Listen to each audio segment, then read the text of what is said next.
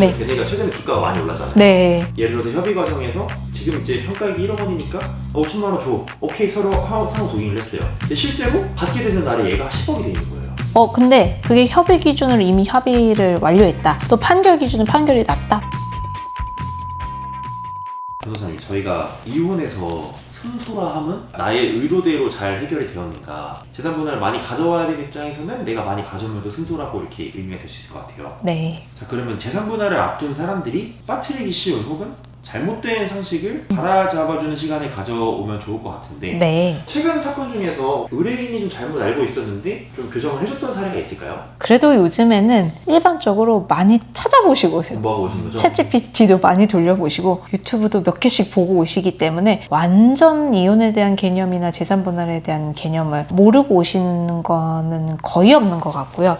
일반적으로 교과서에 쓰여 있는 거랑 실무에서 다른 거, 이런 거를 좀 오해하고 오시는 경우가 있는데, 투교재산은 무조건 재산 분할 안 된다, 이렇게 알고 이제 딱 그 한 줄만 보고 그 타이틀만 보고 오시는 경우가 좀 있습니다. 그분들은 약간 투기재산 받으신 분들일 것 같은데. 그쵸. 투기재산 받아서 지켜야 되는데, 사실 실무에서는 요즘 투기재산을 재산분할에 넣는 경우가 너무 많아요, 판사님들께서.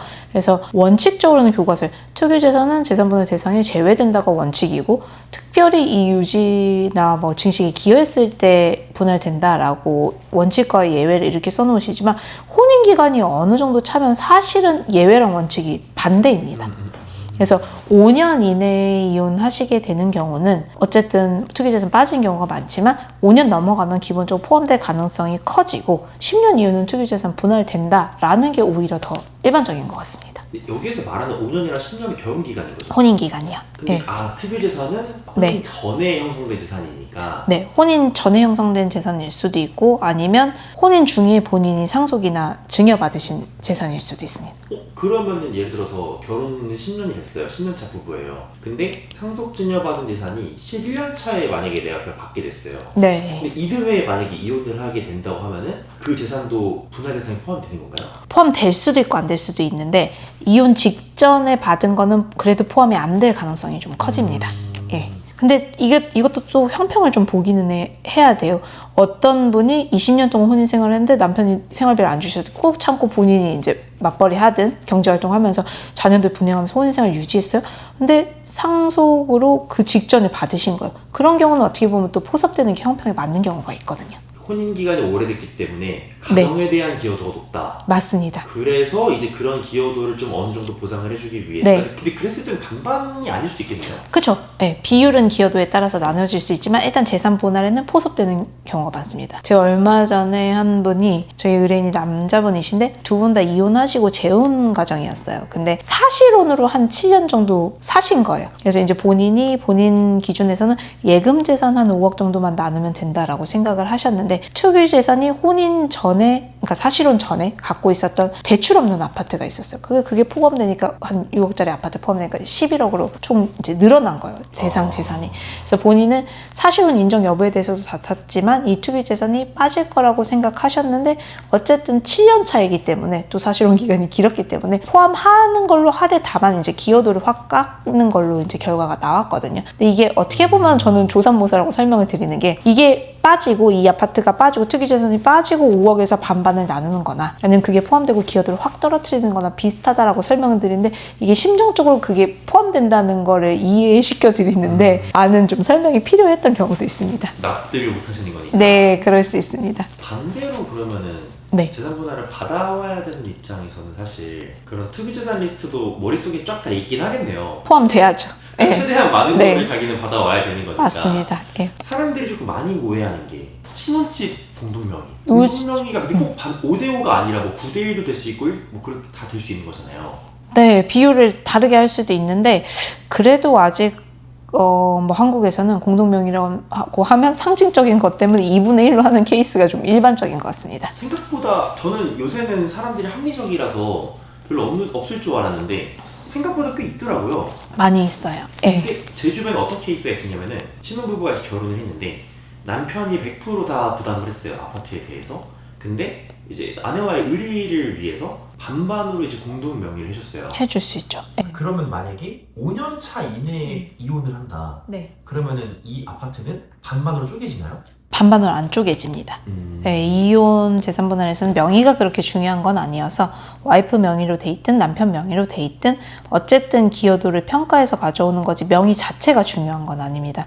근데 만약에 명의가 어느 일방이 가지고 있으면 그 이제 재산의 가압류나 가처분 같은 걸 하면서 해야 되는 주의사항이 있기 때문에 좀 실무적 기술들이 다른 거지 명의 자체가 중요하진 않고 1년 만에 이혼했는데 공동 명의였다. 라고 해서 어느 일방이 아까 말씀하신 것처럼 재산 다 됐으면 반반 가져오는 것도 아닙니다. 근데 그게 또 연차가 되게 중요하잖아요. 맞습니다. 근데 만약에 5년은 안 됐는데 이제 약간 가정생활에 대한 기여도를 인정받을 수 있는 게 애가 이미 있다던가 네. 아니면은 그 전에 사실혼 기간이 길다던가 네. 그럼 또 달라질 수도 있죠. 네, 그런 맞습니다. 상황에서도. 예. 그럼 그랬을 때는 이제 만약에 아내의 그런 돈이 들어가지 않았더라도 어떻게 보면은 재산분할 대상이 될 수도 있는 거네요. 그렇죠. 그럴 수 있습니다. 그러면은 그 뭐 애랑 이제 사실은 다 빼고 5년이 지났다. 100%다 남편 돈으로 됐어요. 근데 명의는 반반이에요. 네. 5년이 지나면 또 그리고 자녀 없고 그건 다 없는데 또 이제 기간 때문에 재산분할 대상으로 들어갈 수도 있는 거죠. 그렇죠. 그리고 그게 10년이 지나면은 실제로 또 반반으로 쪼개질 가능성이 매우 높아지는 거고요. 네, 10년이 지나면 예, 기본적으로 5대5를 권고하게 됩니다.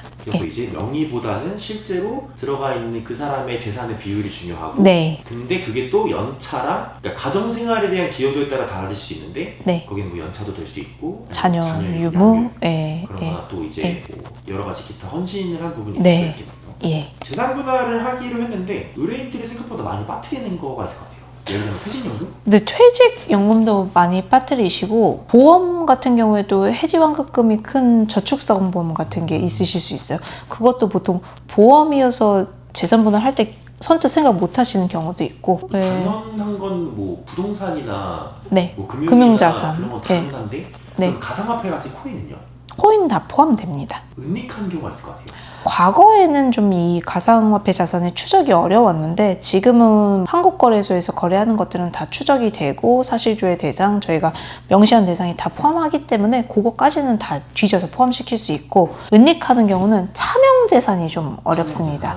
차명재산은 부동산이든 금융이든 일단 차명인 거는 딱 봤을 때 어느 한쪽이 부인을 하면은 차명이라는 걸 증명을 해야 돼요. 그러면은 평소에 그 차명재산을 인정했던 녹취가 필요하다든가 아니면 차명재산에 대해서 언제 이 자금을 이렇게 이전을 해줬다라는 구체적인 증거가 필요하다든가 이런 정황들이 좀 까다롭게 입증이 필요할 수 있습니다. 최근에는 또 이제 대기업에서 이제 스탁옵션 주식을 주는 경우도 있잖아요. 이런 경우도 있더라고요. 예를 들어서 뭐 최근에 삼성전자 같은 경우에는 네. 주식을 뭐 한 방에 주는 게 아니라 성과급을 이제 3개년을 나눠가지고 내년에 나오고 내후년에 나오고 내후년에 나올 거야. 이런 경우 좀 복잡해질 것 같은데 이런 경우에도 분할되나요? 그 삼성전자의 주식 지급 사례가 새로운 판례를 만들 수도 있는데요. 사실은 지금까지는 그런 경우가 많지는 않았어요. 이제 스톡 옵션이 이제 지급이 됐으면 당연히 포함해서 그걸 현재 가치로 해서 상장 주식이냐 비상장 주식이냐에 따라서 가치 평가를 하죠. 갖고 있는 거에 대해서. 그리고 장래에 받게 될 어떤 가능성에 대해서는 사실은 법원에서는 좀 보수적으로 평가합니다. 근데 그게 너무 명확해서 현실화 가능성이 100%다라고 할 때는 사실은 지금과 같이 명확한 케이스는 없었거든요. 그거를 어떻게 가치 평가할지는 약간의 법원의 판단의 영역이 남아있는 부분이라고 할 수 있습니다. 그러면은 법인은 예를 들어서 남편이 이제 법인을 운영을 하고 있다. 네. 아내의 기여도가 있는 법인도 있고 없는 법인도 있을 것 같아요. 근데 결혼 기간이 좀 오래됐어요.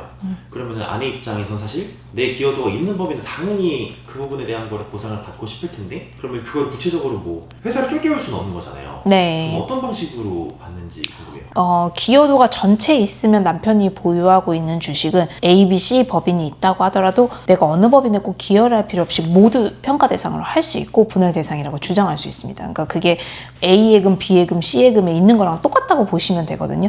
다만 그게 이제 법인별로 또 자산이 다르고 소송 준비하신 분들이 제일 궁금해하는 게 우리 남편은 개인 재산은 없어요. 근데 그 법인으로 다 재산이 돼 있는데 A 법인에는 부동산이 굉장히 많이 있습니다. 그럼 이 부동산이 재산 분할 리스트에 포함되나요? 안 되나요? 이런 걸 궁금해 하시는데 법인하고 개인은 별도이기 때문에 일단 법인 소유의 건물이 직접 우리 부부의 건물 50억짜리가 있다고 해도 25억, 25억처럼 개인 자산처럼 분할되지는 않습니다. 하지만 그 부동산을 보유하고 있는 주식 가치를 환산을 하죠. 그래서 그 주식을 100주 가지고 있다라고 하면 얼마를 갖고 있다라고 환산을 해서 평가를 해서 반영이 됩니다.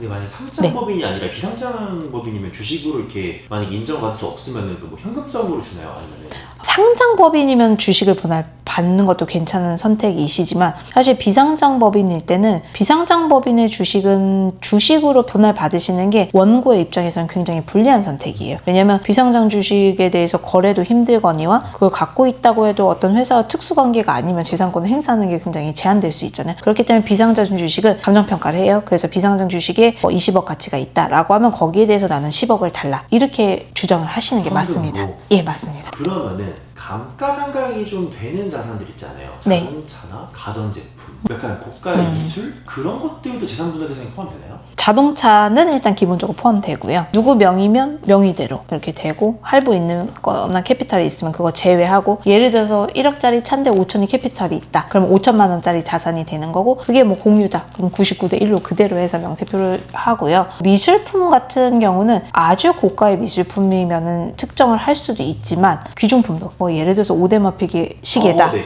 라고 하면은 리스트에 넣어야죠. 근데 예를 들어서 자잘한 가전에 대해서는 사실 그 소유자를 나눠서 이렇게 하진 않고 가정이나 가구 같은 경우는 이혼 이후에 적절히 분할하시는 게 맞습니다. 제일 이혼 사건에서 다툼이 또 많이 되는 게 요즘에는 금을 갖고 계시는 게 많이 다툼이 돼요. 근데 이게 요즘에 부부 사이에 뭐 어떤 그런 걸 서로 가져갔을 때 또 절도 고소도 하시는 케이스도 있고 하지만 사실 이게 꼬리표가 없거든요. 예를 들어서 서로 우리 남편이 갖고 있는 금 10돈 명세표에 쌍방을 인정하면 재산분할 명세표에 포함이 되고 상대가 가지고 있는 거에 대해서 내가 증거가 있다, 다 보증서가 있고 뭐 사진이 있다라고 하면 주장을 할 수 있지만 어느 일방이 소송 직전에 은닉해버리고 팔아치우고 생활비로 그냥 모르게 쓰고 이런 경우도 많이 있거든요.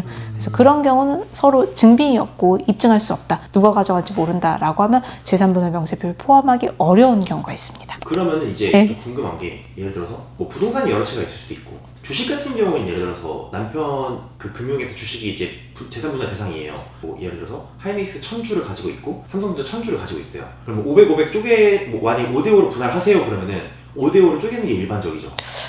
근데 사실은 삼성전자 그런 상당사의 주식은 그냥 워낙 황금성이 좋아서 그냥 예금 얼마 갖고 있는 건 동일합니다. 그래서 가져오는 쪽에서도 굳이 번잡하게 그렇게 하진 않고 그냥 얼마 1억의 주식이 있으면 나는 5천 이렇게 다 금액으로 받고 싶어 하시는 경우가 일반적입니다. 금액으로? 예. 왜냐면 네. 걔네가 최근에 주가가 많이 올랐잖아요. 네. 그러면은 이 협의 과정이 또 기간이 있잖아요. 네. 예를 들어서 협의 과정에서 지금 이제 평가액이 1억 원이니까 5천만 원 줘. 오케이 서로 상호 동의를 했어요. 근데 실제로 받게 되는 날에 얘가 10억이 돼 있는 거예요.